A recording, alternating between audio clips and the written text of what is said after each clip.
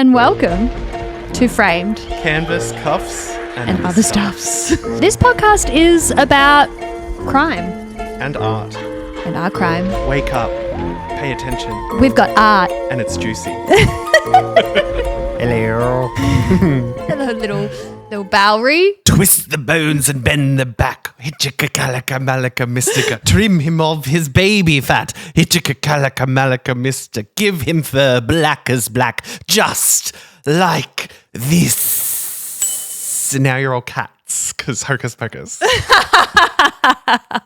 I like that you knew it word for word. And witch vibes. Yeah. Down the road. Down the witch's road has been stuck in my head. So you've been watching Agatha all along? Yes. Thank God for that. It is so good. It's so good. It's so gay. Okay, so there's mystery, there's witches, there's gay. So many lesbian undertones. And Patti LuPone. So it's the perfect show. My one qualm, episodes are a bit too short. Yes. Needs about 15, 20 more minutes. Give me more. I watched The Penguin and it was like I was in a full feature-length film on episode 1. Yeah, so give me more witches. Yeah. I also and more Aubrey Plaza. Yeah, she's so good. Yeah. They're all good. More Patti, like all of them. Just give me 17 seasons. Yeah, it's very good. And it's like, it's cheesy. It's not too much to think about. It's just such an easy watch. And it is all practical effects. Which I thought was a lot of it is practical effects. That's why it feels like old schooly. They got that Disney. They got money. that Disney they got that money. Disney Marvel money. Yeah, I like. There was like in my mind, like when it first started, I was like, all right, the lesbians kind of popped their heads up like little meerkats, being like, oh, okay, what's going on here? Then by the latest episode, it was kind of I think they're all gay. Yeah. By the latest episode, it was just like, you know that meme, like, let's go lesbians, let's go. It was like, round them up, we're in. So, yeah, I've been loving it. Oh, I'm so excited that you're watching it. It's my recommendation for the week. Please watch. Please go and watch it and enjoy. Also, so we realized last week that we were like, okay, well, depending on what order this all comes out in. Yeah. Because we're not quite sure, but this is the episode where we realized this is the last October episode. actually has five Wednesdays in it, which means we said we were going to do we said we were going to do Halloween episodes the entire of October, thinking there'd only be 4. But October got spooky. We got tricked. We got tricked and you get treated by having a fifth episode, whether it's this one or another one we've recorded. You know what? You'll find out. You will find out. We'll never tell.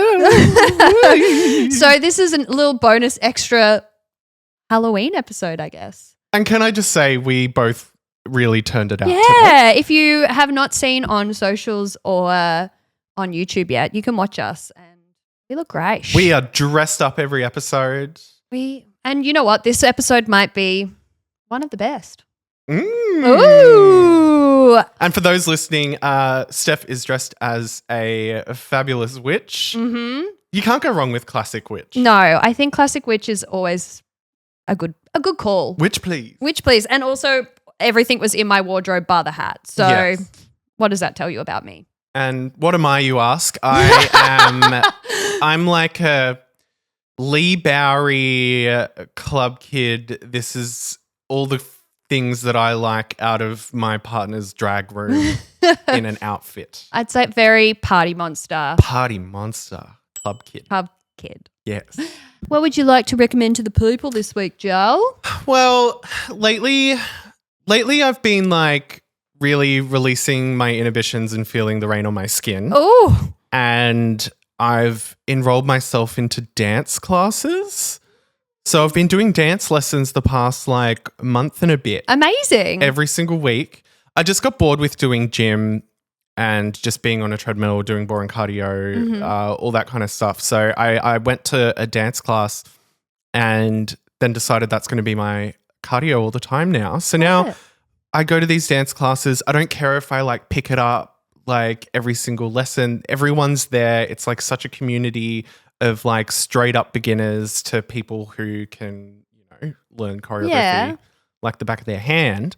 But it's just so much fun and it's such good like cardio and At my age, I always say you should just dance like no one's watching. Oh, I don't know if you've heard that before. I've never heard that saying before. That's nice. I'll coin that. Yeah, good. You should TM that. Like, so that's what I've been doing. I love it. Except I look at the floor when I dance, I've been told. But if I look in the mirror, I get really discombobulated. And you just like, because I'm seeing just 30 other people the person around me. next to you. Yeah.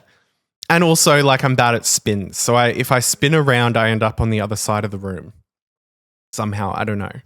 Magic. But I've been dancing. I love and it's been this. so much fun. And I just don't care what anyone thinks. I'm just there to have a good time. Yeah. So I'm really like in my era of just doing what I want to do, not giving two hoots and just trying to have a bit of fun. I love it. Hence in this the outfit. crazy world. This crazy world. This world. How long are we going to last? I don't know. So while we're here, enjoy dance. it. Dance the Like- dance of life. God, I always pick the most like I'm fiddly face thing. The Florence wig was one thing. Now this one keeps just riding up into my eyeballs. Well, if you need to take it off at some point. No. Committed to the bit. Yes. In a shock to no one, this episode, we're going to be talking about witches. Yes. So we're going I to... thought it might be witches. When I woke up this morning, I'm like, I wonder if we're going to talk about witchcraft. Witchcraft. Yes. Ooh. So we're going to talk a little bit about when witches were first shown in art in Western culture. Love it. And then we're going to dive into a couple of witchy artists who should be more well known, in my opinion. Oh, I've got a few that just sprung to mind. Ooh. Yep. Oh, I'm so excited. So tell me about what you know about witches, Joel. Misunderstood females throughout generations who were very victimized early on for thinking outside of the box. Yes. I would say. Yeah. But no, I think witchcraft has so many different variations out there. There's like, healing Wicca energy and then more Satan-y kind of witches. More I put a curse on you. Yeah.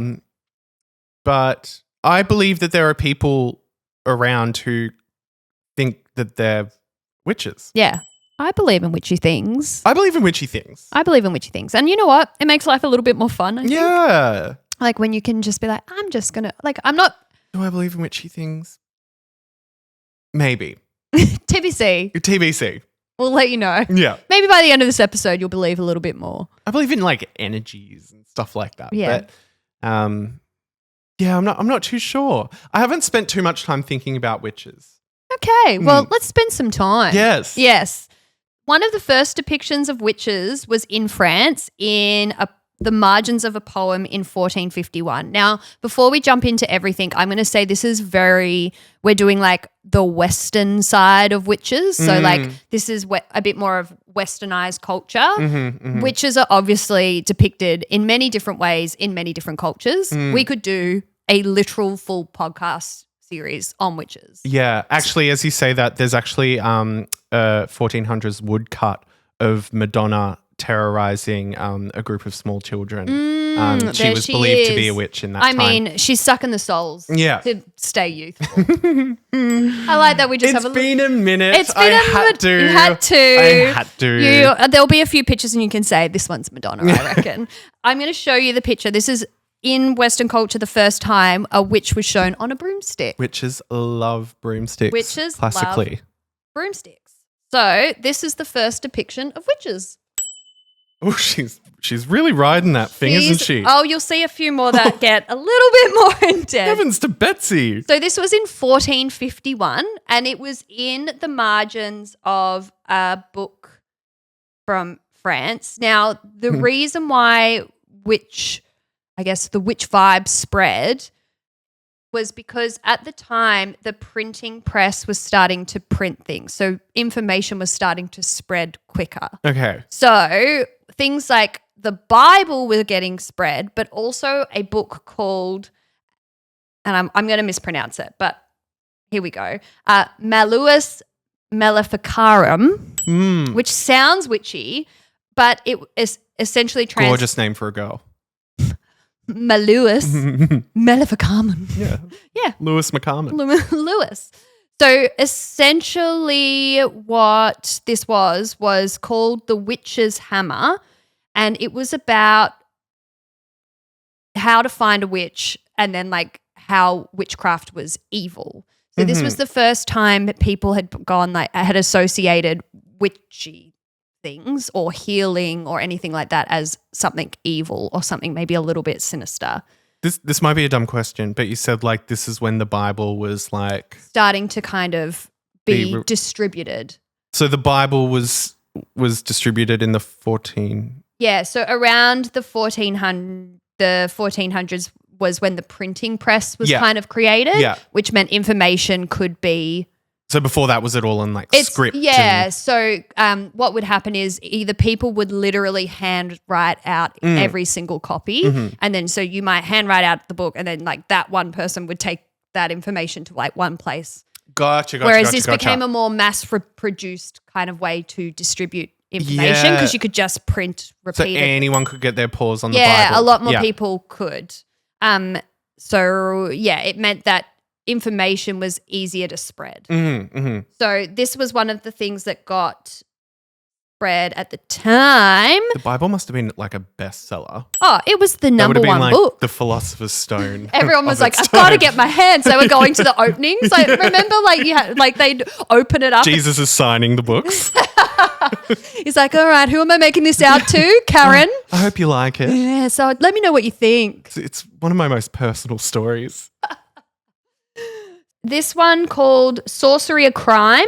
Ooh. And it recommended that courts prosecute people, aka women, and torture them to get confessions around if they were witches or not. Yeah. So not the best. It also put into the mind that any woman who was a little bit promiscuous or maybe sex crazed was, potentially a witch. And we'll find that seems to happen a lot in this story. So at the time, because no social media, no one's watching TV. What are you talking about? So all of the stuff happening within little towns, it was like family feuds. And so rumor mills would start a lot quicker because that's all they had to focus on. Yeah. Essentially, there were different, I guess, witch hunts across history, but they were in Europe and America specifically, and witches were believed to have made a pact with the devil, and that's why they were witches. So they would make a pact with the devil, and by making a pact with the devil, they got powers in return. Sounds cool to me. I know. Bring it on, little devil man. So from the 15th to the 17th centuries, witchcraft was illegal. Imprisonment was usually carried out, and then execution by hanging or burning. So witches at the stake. Fun. Just sounds all like an excuse for men to have control over women. Oh yeah, it's 100% this. It was like, oh, you're a little bit different. You must be a witch. What Let's about get rid of you. wizards? What about warlocks? What about all these warlocks? They were fine. They were just walking around. No one burning them at the stake. In 1497, an artist named Ulbrich Duper, which is a German artist, created two famous works that kind of kick off this witchy artwork kind of phenomenon. So if you swipe to your next photo, this is the first one. It's called The Four Witches. I love it. Tell the people what you see, Joel. This is 100% the type of art that I like. So I see 4 bare naked ladies, not the band, but 4 ladies in kind of like an etching style of artwork, which I love. They are just standing in a circle. They seem to be just, checking each other out. Oh, there's a skull on the floor. So they're surrounding a skull that's on the floor. They're looking very like, I just love the shading and the like muscles and the bones. Yeah. It's so nice. There's a little lion or something in the corner. Yep. Holding something. I think he's in flames. That might be a devil-y thing. Yeah, he's suspected to be the devil. He doesn't look that intimidating. He looks quite small. Hello. Just popping in. Looks like my cat. And there's some kind of like lamp above them or an orb Yeah. that says 1491 OGH. They don't look too threatening to me. They're not too threatening. Like 4 girls just having a good time. 4 girls having a little gossip. Yeah. So obviously the women are positioned in a small interior space. You clock the devil to the side, which made us believe that these are witches because they're talking to the devil. The devil's around. There's also strings and bones and things around them, which could insinuate that they had maybe performed some kind of ritual. So there's the devil's form in the corner, and the differing hairstyles of the women suggest the women are from different social classes, which I thought was very interesting. Oh, yes. So they're not all like, proper women. Some of them might be a bit more like handmaiden. Yeah. So in art history, obviously historians go around and they kind of give their opinion. There's no consensus to whether this subject matter is intended to be witches, but everything points to it associating with that. And at the time, because we know witch hunting was starting to kind of pick up, we know that this was probably what was happening. And the fact that they're in like a small little space means like this is like a little secret meeting and, bones, things like that. Now, this artist also created a second work. So if you want to flick to the next one. Oh, I love it. Oh, this is awesome. So this is his second work. This is what I want my tattoos to look like. Maybe not so many naked babies, but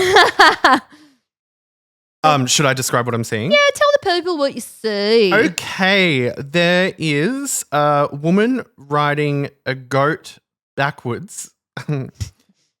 She looks so not the right word to use, but she's being depicted, I guess, as a hag. Yeah, she is. But yeah, she's riding this goat backwards, which is an interesting way to ride it. She's got her hand on one of the goat's horns. There's a bunch of little like cherub babies underneath the goat who seem like they might be in a bit of distress. They're like kind of falling over themselves and just flopping about with their little wings. That's all I'm kind of noticing. The witch is holding some kind of stick with some cloth and twine at the end. I'm curious to see what that would mean. Yeah, that's about it. Yeah, so this is, I guess, screaming to the promiscuousness of witches and women. So obviously she's holding the broom suggestively, like wires the broom in between her crotch. Oh yes, it is going into straight into the between me vajuts. down there. Yeah, straight into the vajuts. Also, she's holding the horn almost as if she could be giving the goat a hand job through the horn. She is too. So obviously, sex-crazed woman. Goats at the time represented devils in the painting, so she's jerking off the devil. We love to see it. I do have one tattooed on my arm. The jerking off or the devil? So you'll also notice that the direction of the goat, the woman's hair is actually moving in the opposite direction of what it should be, which represents that maybe there's some kind of mystical magic happening around her. Spooky. The boys are actually carrying alchemist pots, which would have been used to create potions. And also it was believed at the time that witches would, in order to make a pact with the devil, would sacrifice children. Okay. So she's probably sacrificing these bad boys. Right. These kind of images from the 1400s till about the 1600s, a lot of the images of witches were, as you mentioned, and probably not the right word to use, but the women are usually haggard. They're usually, a little bit maybe less pleasing on the eye than we know now. You know, they are made to look somewhat grotesque, masculine bodies, droopy boobs, like all of these things. That old crone kind of vibe. Old crone. Yes, that was the word I was looking for earlier. So around the 1600s, this changes. I also just wanted to throw in the next piece just because I thought you'd like it. So this one is so if you flick across. Sabrina the Teenage Witch.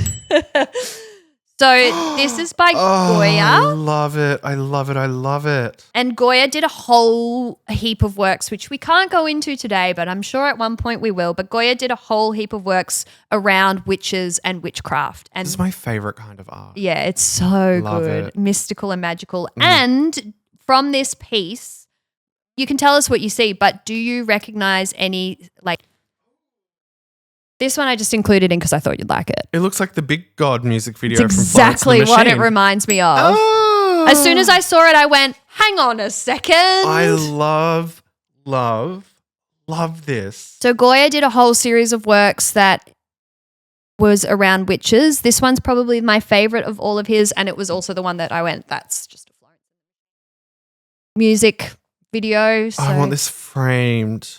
For reference, the Florence and the Machine video has we'll probably put something up, but in this image, there's 3 floating kind of like clownish characters in 3 different pastel colors, kind of taking this person up with them who seems like they're in a bit of distress. And there's a man below kind of wandering around looking like he doesn't know where he's going. There's a donkey on the side. But yeah, the Florence and the Machine video has these women dressed in these pastel colors and they're floating up and down. And And the caster down the bottom is what I believe the colors that Florence wears in the video. So it's like, is she the witch casting the spell over these helpers? Are they all witches together in a coven? Oh, I love it. I love this. This piece is just, I just love it. Talk about this piece. Tell the people what you see, Joe. I am seeing something going down in a courtroom. So there is a lady who seems like she's at the testimonial booth. She's conjuring up some lightning strikes from outside of the courthouse, which seem to have everyone aghast. And she's a witch. And they're watching her power unfold. She's broken. She had some shackles around her arms and they're flying across the room. This seems to have been too much for the man in the middle and he has fainted. And yeah, beautiful shading, just a dramatic scene all around. She looks awesome. I love it. So this piece is probably one of the most famous depictions of the Salem witch trials. Right. So it was actually created in 1892 and is called Witch Number 1 by J.E. Baker. However, the piece was not actually painted at the time of the Salem witch trials. So the Salem witch trials happened between 1692 and 1693, and this was painted in 1892. However, a lot of images of the Salem witch trials were created many years after. So Right. around the 1800s is when we started to kind of create artwork based on the Salem witch trials. So because we've got this light little touch of Salem witch trials, let's talk about them because they're so... I don't know much about them, to be honest. It's very interesting. So 1600s, before we jump in, I'm going to tell you what kind of crime, the hierarchy of crimes in America at the time. So this was the hierarchy of from the most heinous of crimes to the least. So number 1 was adultery. Number 2 was witchcraft. Number 3. Number 2? Yeah. Number 3 was blasphemy. Number 4 was murder. Blasphemy is that Lord's name in vain Yeah, kind of stuff. yeah. Oh, for God's sake. 4 was murder. 5 was poisoning. 4 was murder. Yep. So if you were I feel being like a murder witch, and poisoning should be in the same category, but apparently not. So yeah, Witchcraft at number 2. Yeah. They need to get the priorities in they order. do. The Salem witch trials were a series of hearings and prosecutions of people accused of witchcraft in colonial Massachusetts. More than 200 people were accused in this 1-year period and 30 people were found guilty. 19 were executed by hanging. Most of them were just tortured. The rest were kind of just tortured, and a couple of them just died in the jails because it was just so gross. Ladies. So the reason why this all kicked off, so interestingly, is that the Salem witch trials actually kind of happened after the kind of panic and witch panic that kind of swept the world. Yeah, right. So a lot of there's a whole bunch of different kind of witch trials that happened worldwide, but this happened towards the end of it when everyone was kind of like, all right, we're kind of over the whole witch thing. It's not probably a real thing. Yeah. Somehow in Salem, Massachusetts, they were like, nah, we're doing it. It came back around like Blair jeans. Yeah. Yeah. There is like a rumor, but it's unconfirmed that there might have been something in the soil and like the wheat crops were giving off some kind of, you know, poisonous or maybe a mild. Oh, they're all going cuckoo bananas. But unconfirmed, allegedly. Don't come for us, Salem. But yeah, so it's weird that this happened. Very strange. And we're just bored. Yeah. Like, what else is there to do? Oh. It's like, what am I going to do? Play with little hay dolls. Like, little corn husk dolls. It's like, no, I'm going to start fucking with. She's a witch. Hey, that one. Get her. So I think, and from memory, I read the stats, but I think around 90,000 people worldwide were killed for being witches. Oh, ouch. And predominantly 80% were women. So there was a few men accused, and it would be no surprise to me if those men were homosexuals.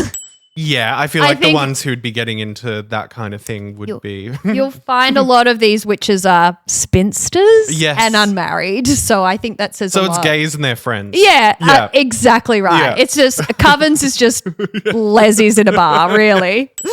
So the trials began after a few local women in Salem were accused of witchcraft by 4 young girls. Young girls.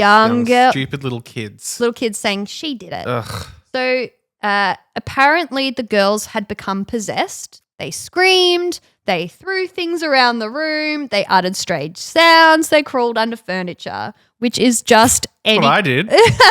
any kid throwing a tantrum. Any kid, yeah. So they also complained of being pinched and pricked with pins constantly.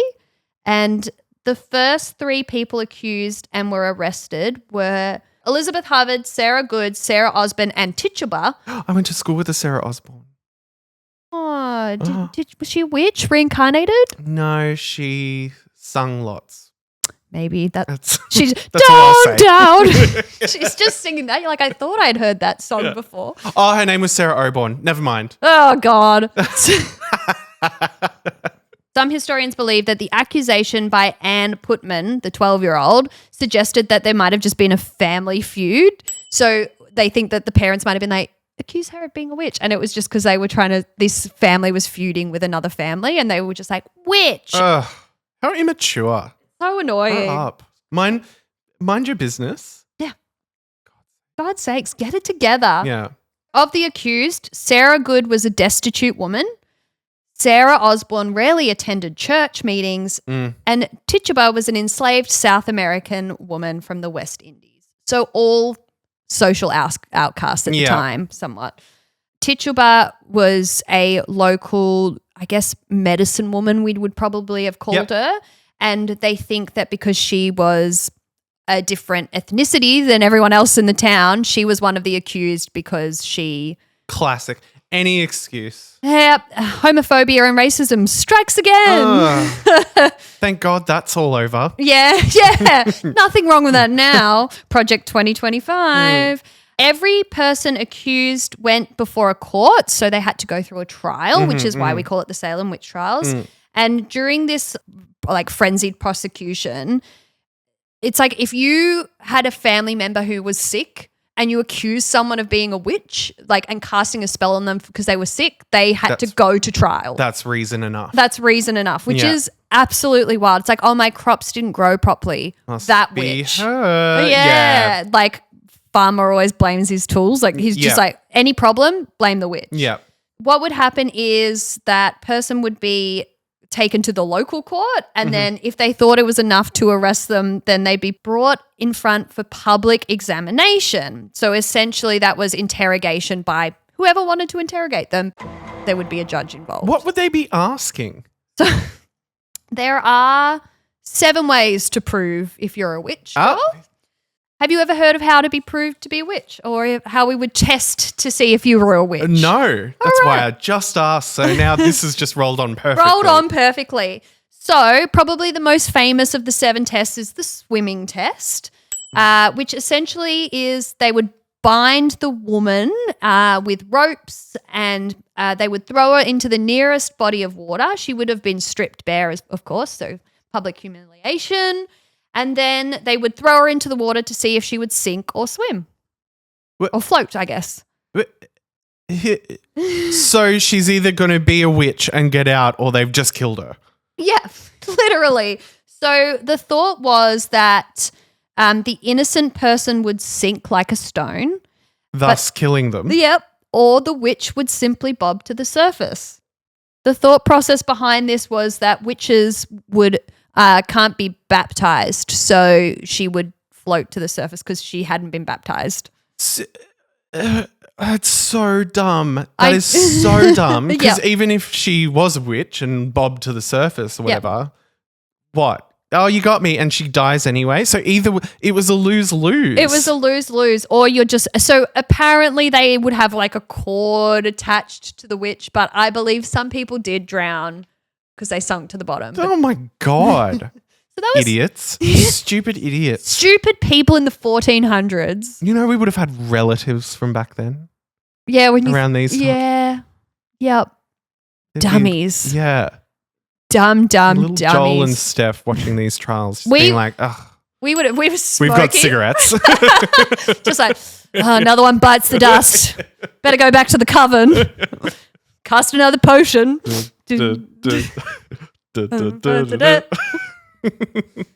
Oh dear. So number 2, the second way to prove if you're a witch or not was the prayer test. So witches were thought to be incapable of speaking the scriptures or Bible aloud. Okay. Burn their tongue because they're obviously with the devil. So they would ask the woman to recite the Lord's Prayer without making any mistakes or stuttering or anything like that. That's a bit less stakes than being hurled into a pond. Problem with that is at the time a lot of women were illiterate because not going to school, are you? Because you're A, a woman, and B, no one's really teaching you to read, so you're set up to fail. Oh, crap. Yeah, so if you stumbled or even if you kind of went or paused or anything like that, they would just be like, she's a witch. Just like, our Father, excuse me, who art in heaven. Yeah, witch! Oh, my God. Yeah, it's pretty wild and set up to fail. Hallowed be thy name, thy kingdom come, thy will be done on earth as it is in heaven. If only they had that song. Yeah, that's how you remember it. So the third test was the touch test. So a witch's victim would usually show signs of pain or being under a spell. It was believed if a witch touched their victims, the spell would be broken. And so that would prove that they were a witch. But if they touched the victim and they were still in the spell, not a witch. So the sick person, the supposed witch, would go touch them. Yeah. And then if they're all like, oh, I feel better, then they're the witch. Mm-hmm. And then if the sick person is still sick when they touch them, they're not a witch. Yeah. Problem is a lot of people thought that people who That's the one I would want to do. Yeah. So the only caveat with that is a lot of people who were accusing the witch, if they were like shaking and convulsing, were faking. So then they would just be, ooh, yeah. You can't win. Sucks to be a witch. Sucks to be a witch back then. Woman. It sucks to be a woman back then. It sucks to be a woman at any point. This one is one of my like favorites because it's so bizarre. Yeah. So they would make witch cakes. Oh. So what they would do, so what they would do is they would take the victim of the witch, they would take some of their urine, Oh, yeah. bake it into a cake, then they would feed the cake to a dog, Yep. and if the dog would die or fall under the witch's spell, it would speak and reveal the witch's name because dogs were thought to be familiars. Yeah. So that makes sense. That makes the most sense. So that makes perfect sense. That one I can get down with. Urine in the cake. Yeah. If Dog the starts talking. witch. Yeah. So makes sense. That's the one I would want to see happen the most. Like Yeah. if I was a townsperson. Like if we were sitting in the I'd corner. be like, can we do the witch cakes? Guys, I think witch cakes I think are we in should do the witch cakes one. Stop suggesting the witch cakes, We Joel. can't do that all the time. We've only got a certain amount of wheat. I want to see a dog talk. Number 5 was witch marks. So the suspected witch would be stripped in front of a group of people and her body would be examined. If there was a blemish or mark on your body, it was suggested or suspected that the devil had made that mark on your body when you made the pact. So if you had a birthmark, a mole, any kind of imperfection, you were classed a witch. It's all very sad, isn't it? Yeah, it is. It is when you really look back at it. And then also if you had a third nipple, straight up witch. Well, yeah. Kind of how I think too. The reasoning was they thought that the third nipple for the witch would feed their familiar. So their little dogs are suckling on their third titty. Yep. Sucking on my titties like you want to be calling me. Oh, yeah. So that was number 5. Number 6 was the pricking test. So they would take a needle, prick the witch's skin. If she didn't bleed, witch. Okay. The problem with that is they dulled all the needles that they were pricking the witches. What? So the person. If they want these witches or supposed witches dead so bad, why do they Just even kill bother? them. Just kill them. Kill them. It's easier. Do all these silly little games. I know. You're going to kill them anyway. What else are you going to do? Go to the town hall and see if the witch is bleeding. Yeah. That's cruel. It is. It is. And the 7th was the incantations test. The witch would be asked to call on the devil to free the victim from the spell. If the victim broke out of a trance. Hey. You won't believe the situation I'm in. Do you mind coming up? I know you're so busy. But do you mind just like breaking this spell? Yeah. And then also killing everyone around me because I'm going to die regardless. If the person broke out of the trance, the person was a witch. A lot of witchy things happening. That's how we'd prove if you were a witch. So if we go back, there were the women who were accused of putting these girls under their trance. They were all proven to be witches. And in this time, at least 20 people were hung and or burned at the stake, but a lot of them in Salem were hung. Yeah. There was Elizabeth, Bassett, Abigail Faulkner, Sarah, Rebecca, Susanna, all of these women. And there was one man named John Proctor who was accused of being a witch as well. So. Goody Proctor. What does that mean? I've heard people say Goody Proctor before. Because I went to a show last night, a Fringe Festival show, and the drag queen's name was Goody Prostate. Oh, and the Crucible. Gotcha. Within this time, all of these women were executed and found guilty and hung. Although the last trial was held in May of 1693, a memorial wasn't put in place until about 300 years later, where Massachusetts went, oh, we messed up. Oopsie, we killed a whole bunch of women. Sorry. What they did was witches weren't allowed to be buried in marked graves. They were only allowed to be buried in unmarked graves. So I've heard that. They set up a memorial in Salem where there's like I think 20 benches around which had the names of the women who had been by hanging. So that's the Salem witch trials and how you got found to be a witch. Well, at least they got benches. At least you know what? They may not have lived a full life. No, but they got bench. Benches. So and now Salem relishes in the fact that they were a witch town. Yeah, so they do a lot of things obviously around this time of year. I would love to go. Same. And they have the witches, what they class as the witches' house, which was the house I believe that they held a lot of the trials in. So, but isn't it ironic, don't you think, that the thing that they despise most in the town is now the thing that keeps the town alive. Keeps the town alive. It's like a witch cast a spell on them. Totes want to go to Salem. Meet some witches. Yeah. In autumn time around Halloween. Yeah, Halloween. That would be Halloween. Halloween. Amazing. So that is the Salem Witch Trials. Interesting. Sad, but interesting. Yes. And annoying. Yeah. Like I'm angry. Like, come on. I'm angry for these ladies. Yeah. Like they were probably just like, guys, we're just trying to live. Like, let us just sound be. like a bunch of bored townsfolk. I don't think there was much happening back then. So you got to do something, keep yourself entertained. Yeah, exactly. And witches, by all Throw accounts. a witch in the pond. Let's do it. Now we're going to talk about a couple of artists who created works and are suspected to be witches. Yes. Do you, Kiki, you can't have Joel's coffee. My familiar. He's my familiar. Hello.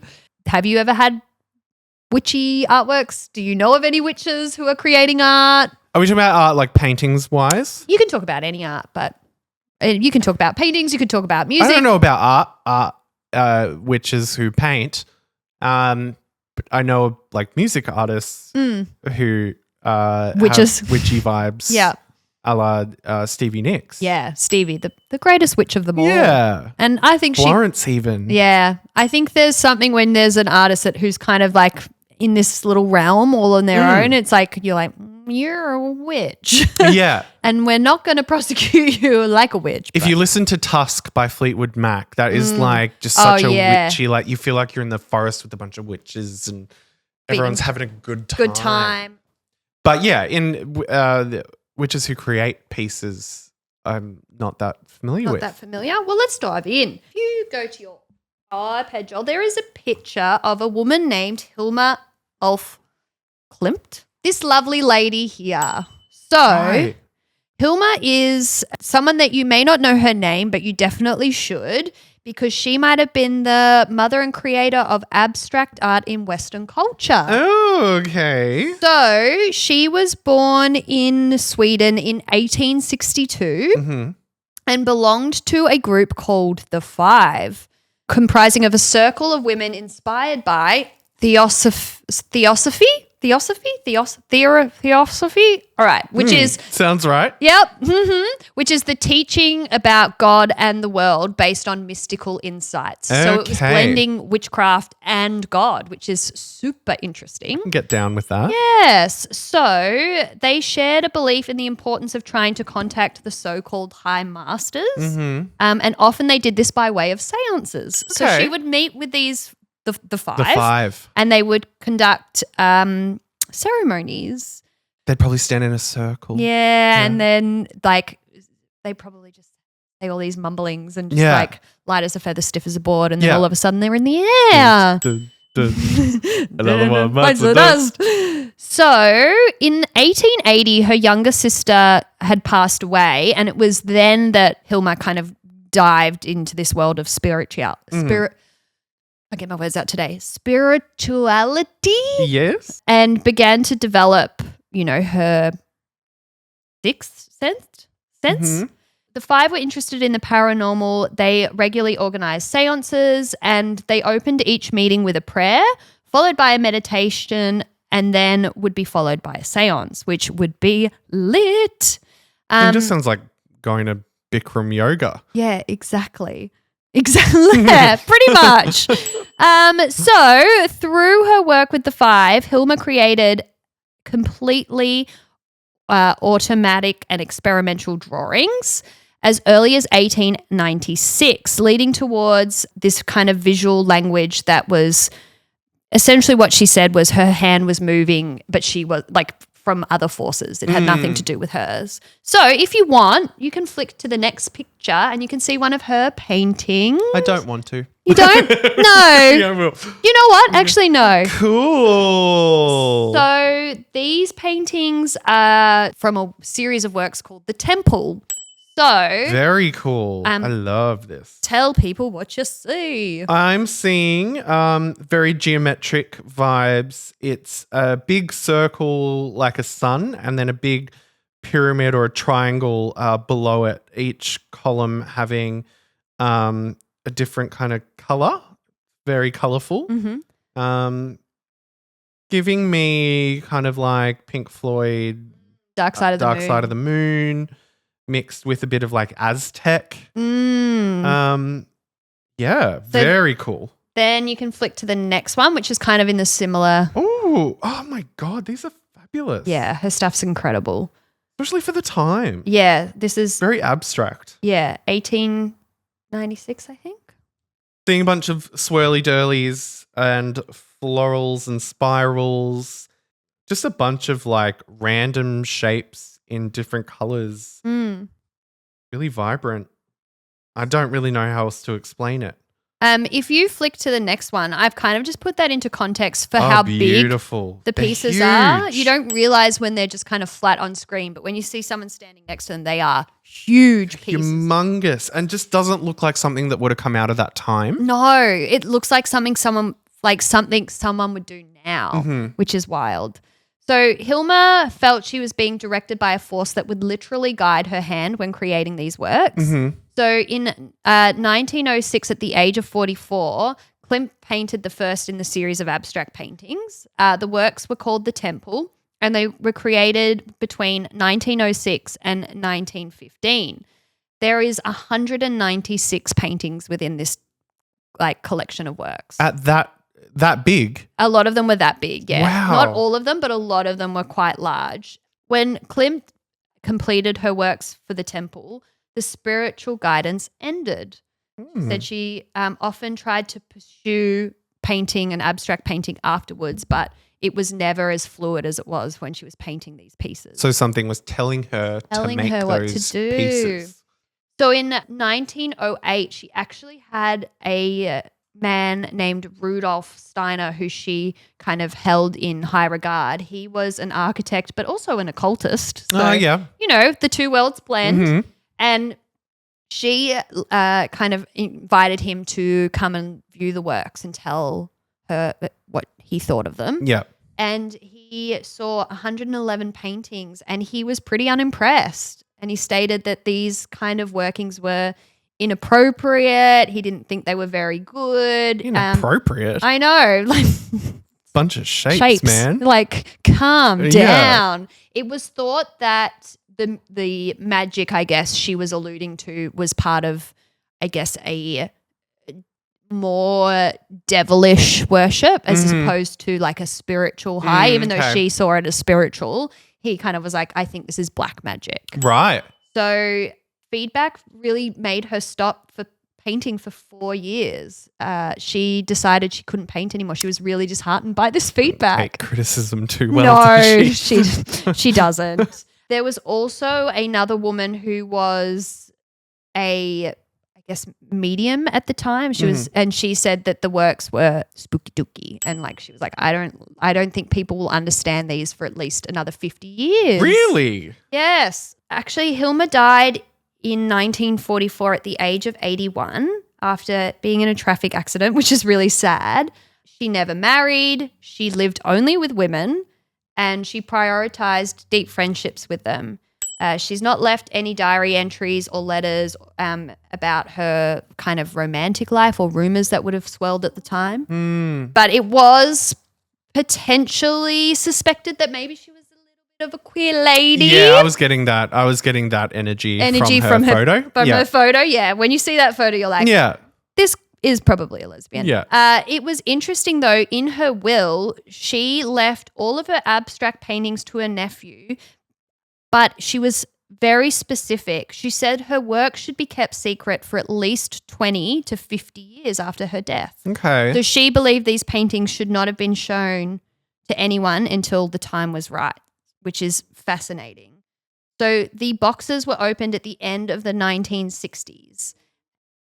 Wait, is that because the person told her these won't be appreciated for this amount of time? So she was like to her nephew, don't show anyone these until for this amount of time. I think also she didn't think the public would appreciate. So she had done a lot of other art, which was a bit more traditional, and that's how she made her money, I guess, to survive. But these particular works, she didn't show many people. We only know this information after the fact. Yeah, right. So I think she somewhat knew that she was ahead of her time as well. Yes. And that if she showed these, she would be classed as a witch and thrown into the dungeons. You know what I mean? I think she already was living a bit more of an ostracized life anyway, and she probably didn't want to add fuel to the fire. Yeah.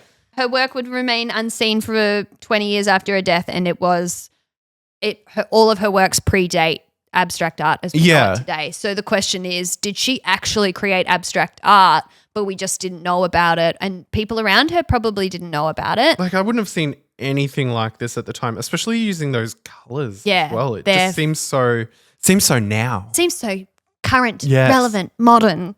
So that is Hilma Clint, Love her. and she is fab.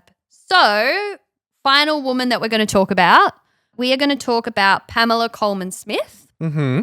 So, she's one of the world's most famous occult artists, but her name is pretty much unknown. But 100 million copies of her works reside in homes around the world. Okay. The artist named Pamela Coleman Smith is the artist behind what we know today as the traditional tarot deck.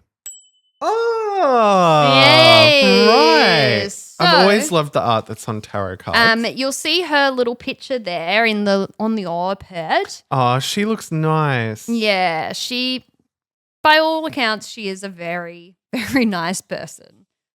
Can I just say though, like photos from this day and age, like no one smiles in them, and she's smiling. She's smiling. Yeah, She's she having a seems- good she seems like time. a good time. Most people know the deck as the Rider-Waite Tarot deck. However, the real artist behind it is Pamela. If we go back, the tarot deck was originally kind of made by a French occultist in 1770, but it was kind of more made as like a bit of a game. Yep. You know, it doesn't have, I guess, this kind of mysticism that it has today. Yeah. I think just over time, people have just attributed it to things. Mm-hmm, mm-hmm. So the Pamela didn't create her deck until many, many, many, many, many years later. But before we get to that part, let's talk a little bit about her. Yeah. So her nickname was Pixie. She was Can see that totally. Yeah, she was a British artist, illustrator, writer, and publisher. But she was born to wealthy American parents. She lived between Jamaica, America, and then eventually would reside in London for most of her life. Mm-hmm. She studied at the New York Pratt Institute, where she showed her watercolors in galleries before moving back to London after her parents had passed away. If you flick, you'll see some of her one of her watercolors. Yes. The kind of, it's got that flowy feeling, Very flowy. to it. Yep. Yes. Gorgeous. Yeah. I highly recommend because her tarot deck is super beautiful, but I highly recommend going and looking at all of her other works. Yeah. They are like so beautiful. Yeah. There's like this real ethereal, is that celestial? Yeah. You know, there's this real magic vibe around them. So when she moved to London, she illustrated over 20 books. She hosted many parties in her London studio, and it became a bit of a hub for people and artists, actors, musicians, all kind of brushing shoulders, like high-low. And also just fun fact, she was best friends with the author of the book Dracula, which I just thought was Anne Rice? Was that Anne Rice? Maybe not. Bram Stoker. I did not write down his name. Anyway, it doesn't matter. Mr. Stroker. Mr. Dracula man she was friends with. That with. must be, I want to go to that party. I know. She was friends with a lot of actors as well, apparently. There you go. Yes. You were right, Joel. In 1901, William Yeats introduced Coleman to the Temple of the Hermetic Order of the Golden Dawn. Say that Righto. 3 times quickly. Which was a magic order devoted to study the occult and the paranormal. She joined up, but she was kind of like dabbling. She wasn't fully in, she wasn't fully out, but she met a fellow member, A.E. Waite, which is the Rider-Waite of, the tarot deck.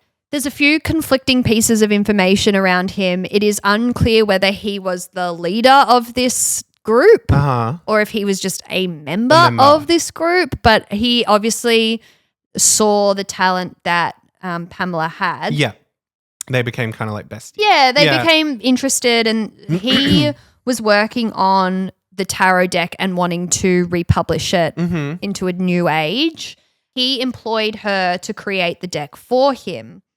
It is alleged that they worked together for the major arcana and for the minor arcana, so the majors are like judgment, the Fool, all the big names. Yeah. And then there's ones that kind of, if you don't know, they don't have the names on them. Gotcha. They're the ones that she kind of went off and worked on herself. Yeah. Which is wild because within this kind of it took her 6 months to create these 80 pictures of the tarot deck. I'm not surprised. Like that, a tarot deck is quite large. Yeah, so it took her 6 months, which is actually pretty short, I reckon. Yeah. For 80 pieces of work. I've got them right here. Ooh. In a little spooky cloth. Cloth, as always. All right, there you go. That's her work. Right there. I love it. This is the kind of tarot. Oh, I love it. Queen of Swords. Yeah, this is like traditional looking. So this was kind of the first time the tarot had been depicted with more symbolism and meaning in the pictures. Before it was kind of more just a bit like a card game, less symbolism. Love High Priestess. Oh, she's one of the best. Yeah. So during this period, she created the 80 pictures. Waite gave her a small fee, but when he published the cards, he actually didn't give her any credit at all. Jerk. Yeah. She never got any residuals for this body of work that she did. Yeah. Now, if you look at every card, there is a tiny calling card that she left on every single one, minding the pun. She had us a tiny signature on every single card. Yeah, I see what it is. It's the like stick with the swirly. Yeah, so if you look at it closely, it's actually a P, C, and an S. Oh, yep. So that was her signature. She had derived that from Printmakers of Japan as an idea. The only one I believe that doesn't have it on there is the Fool. Because she didn't want to put her name on the Fool. Yeah, and I think that was probably a little jab at old mate. So it is said that her use of color and symbolism in her work is because she had synesthesia, which is where you see color through sound and light. So Lord has it. Yes, and is it Maggie Rogers has it as well, I think? Yeah, she seems like she would. She would. Yeah. She'd tell everyone about it. Yeah, there's the Fool. Her signature isn't on it. So there you go. She didn't sign it. So the reason she won't be the Fool. She won't be the Fool in this situation. So the only reason why we know that she created this work is because we found her work and we found the signature on it. Yeah, That's the only reason. Otherwise, she would have been lost in history.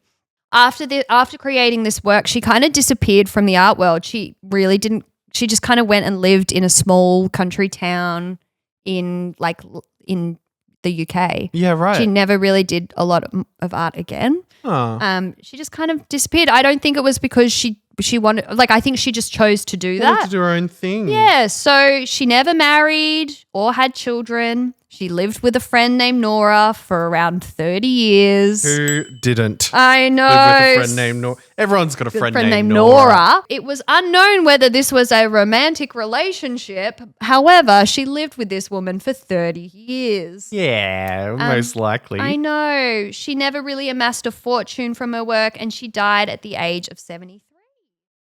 She did all right. Yeah. So on all accounts, none of the original tarot drawings survived. They don't have any of them anywhere.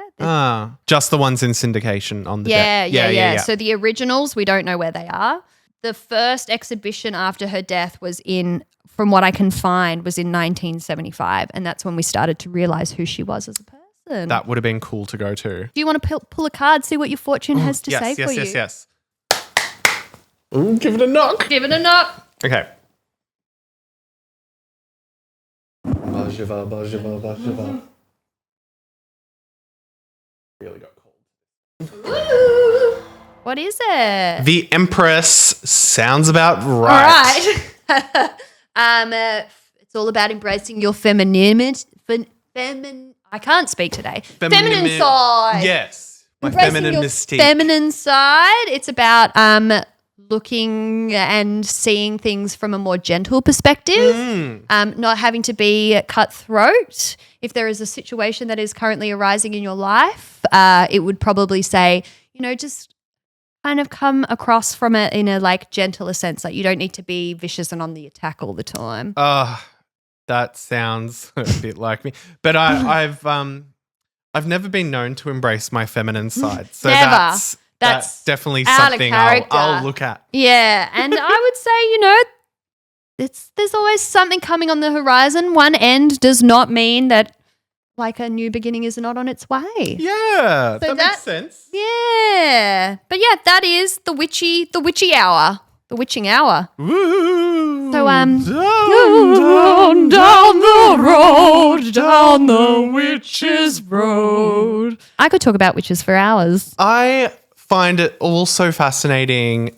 Such a tragic history with women who were deemed somewhat different or who thought for their goddamn selves. Yeah, had some semblance of personality. Yeah. Didn't go to church. Oh, no. Rich. But yeah, it's still kind of cool that it's like it's something that is still practiced to this day, and it's not all like ghouls and goblins and cauldrons and eating children. It's more of a connection to your own spirituality and all of that. And power to the witches. Power to the witches. I think, I always kind of guess, but I think reading up on it and realizing and the affinity that I guess a lot of queer women have to witches. Yeah, witchcraft is very queer. Yeah, it's probably because a lot of the time in history it was queer women who were classed as these devilish witches. Oh, yeah. Cast aside, and I was like, oh, this all kind of makes sense that it still is prevalent today, and we're all like, yeah, go witches, love them. Somehow we're all still drawn to it because it's somewhat our history, I guess. Yeah. Fascinating. Any thoughts, any feelings before we wrap it up, Jill? No, it's every now and again I think oh my God, in the 1400s there was gay guys and lesbians still there. Just being called witches. Just being called witches, but also just gossiping with each other. Yeah, chit-chatting. Yeah. Probably everyone's. At brunch. Yeah, at drag brunch. Drag brunch. Just in my mind, always smoking. Yeah, we've managed to get cigarettes back into the rotation. Yeah. All right. Well, that's it. That's everything. That's the end of our spooky month. Spooky season. We told you it was the end in another episode. Will we leave it in or cut it out? Yeah, no, that's right. No, who knows? Who knows? That's the mystery. That's the mystery. Keep you guessing. Keep you guessing, witches. Witches. I hope you had a spooky Halloween, no matter where, or you are about to have a spooky Halloween. Yes. Leave us a spooky review. Spooky. Tell us a spooky story. Yes, in the leave review. a review and tell us a spooky story. Yes. Why not? Also, if anyone's had a haunting or something weird happen to them, message us or something. We wanna see what. Yeah. Leave us a voice message. We love that we'll shit. Play it. Yeah. Yeah. Hopefully we can do more spooky episodes again. Yes. If we're still hovering around on our broomsticks next October, I think we will. We'll do a sequel. Ooh, not the sequel. All right, well, have a good weekend. Goodbye. Bye-bye.